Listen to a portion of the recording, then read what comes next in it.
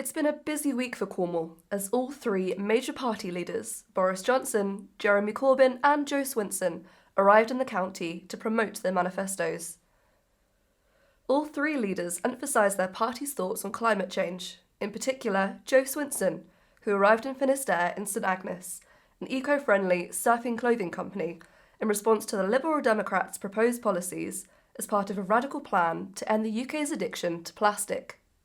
When I speak to young people, whether at universities or elsewhere, many young people are very concerned about the things that we're also concerned about. So about Brexit and our ability to have a future with great opportunities for young people. That is, of course, much better served if we remain in the European Union, which is at the heart of the Liberal Democrats campaign.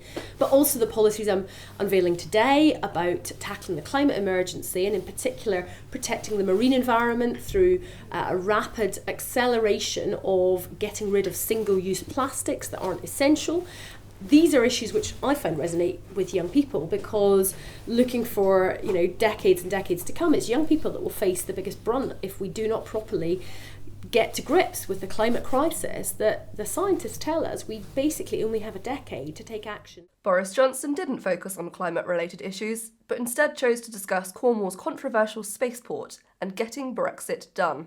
Infrastructure, education, technology, bringing the whole country together. Levelling up and uniting. That is what I think the people of this country want to see. They want to see the potential of this entire country unleashed. And that is why we need to get Brexit done. Jeremy Corbyn was keen to promote his party's green industrial revolution, suggesting that it would likely lead to an increase in jobs for Cornwall. Our principles are, and this is what tonight's event is about, a green industrial revolution that will create sustainable jobs for the future here in Cornwall. People shouldn't have to leave the area to get work. There should be work here for them. After all, Cornwall was almost the cradle of the industrial revolution in the first place. Environmental issues are at the forefront of a number of manifestos in the upcoming general election. It's up to the voters on the 12th of December to decide which one they choose. I've been Ellen O'Rourke, reporting for The Lighthouse.